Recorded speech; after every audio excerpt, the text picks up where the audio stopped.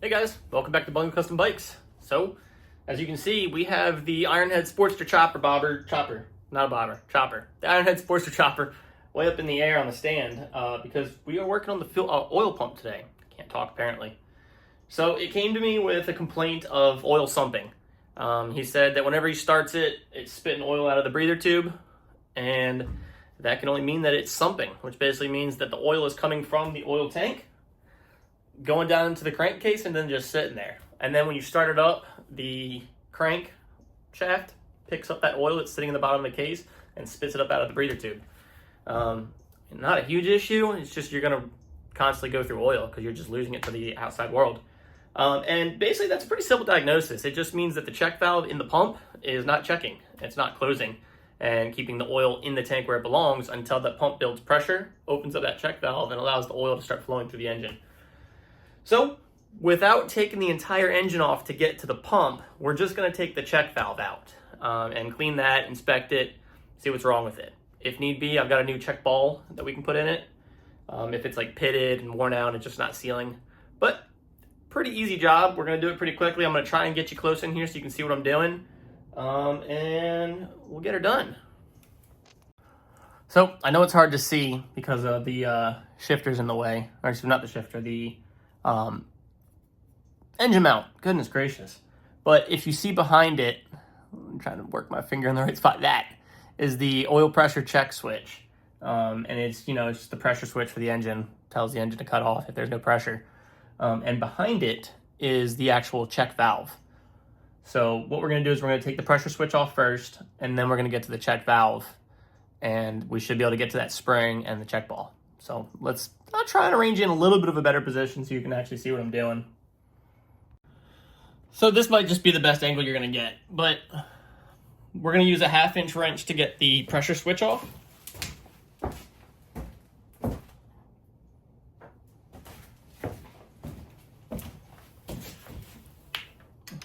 And sometimes it's easier to get the breather tube off as well while you're down here. That way you can kind of access the whole kit and caboodle a little easier, but I'm not doing that. But anyways, we're just taking the pressure switch off. I'll show you that. So if you see, it is dripping oil. It should not be, because that oil should be closed off. But because the check valve is no bueno, it's dripping oil past it. So let's get something to catch that hole.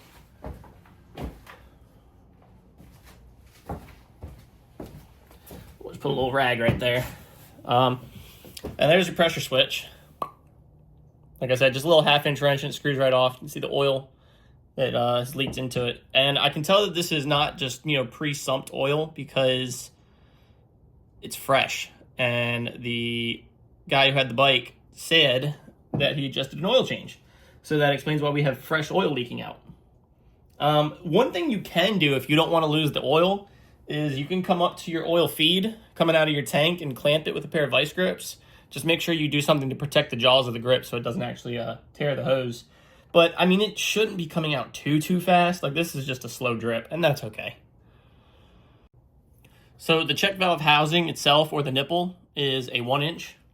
And it's pretty tight down here, so it's not going to be the easiest for you to get to. So if you have a swivel or something like that, or even a 1-inch box end wrench, that would probably be best. I'm going to have to figure out something to get this off, though, because I don't have a swivel. So, broke it loose. Now we're just going to go ahead and start unscrewing the nipple. And it comes out with a little bit of tension. There's the nipple. I'm going to say nipple as many times as I can. And then the spring. And then the check ball is still in there. But if you see how much it's flowing out now, that just kind of goes to show that that check ball was probably not doing too hot. So let me get a magnet. We'll pull that check ball out and check it out.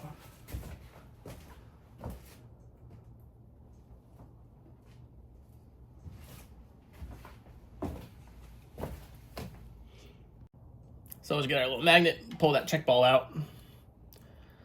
And there it is.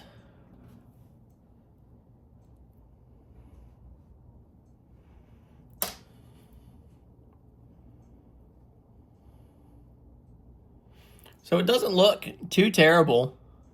It might be something as simple as that the spring is worn out. But we've got a new spring, we've got a new check ball, so we'll go ahead and throw all that back together. In the meantime, I'm just going to thread this nipple back in so we don't keep losing more and more oil. We got our new spring and our new check ball, and it's just really just a ball bearing. And we're going to put them back together. The assembly just kind of goes in reverse. We'll put the ball bearing in there, put the spring in there, and then we'll put the nipple back on, and then the oil switch back on. And I mean, really, that's it. It's a quick job. So before putting it back together, I sprayed it with just a little bit of a brake cleaner, and that's just to get any dirt, debris that might be in there. If you do spray brake cleaner inside the pump, make sure that you let it drain some more oil out before you put it back together. You don't really want that stuff mixing with your oil in the engine. So I'm just going to keep letting it drip a little bit more just to kind of get the rest of that cleaner out. But in the meantime, we can take some pipe thread or pipe sealant like Teflon tape and wrap both of these sections of threads, and that'll ensure that neither of these leak. And then we'll get it back together.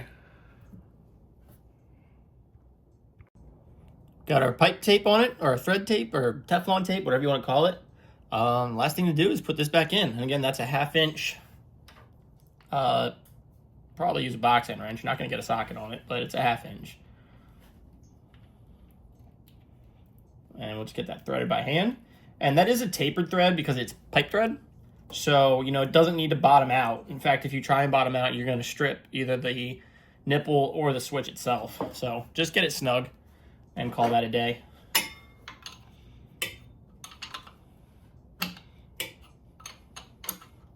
And it's in tight quarters down here, so it's going to take a little while. You're going to get like 1/8 of a turn each time, but that's okay. Here at Bungus Custom Bikes, we like to take it easy and relax.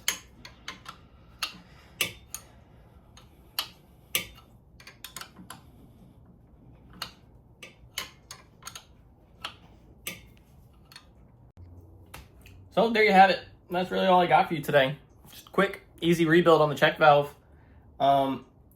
You know, you could do the whole pump if you want to, but you got to take the engine out of the frame to do it. So it's just really not worth it in this situation because we know it's going to fix it, and that's the new check valve. So that's all I got. We're going to keep working on the Sportster here. Probably have some more cool videos, but until then, keep riding, friends.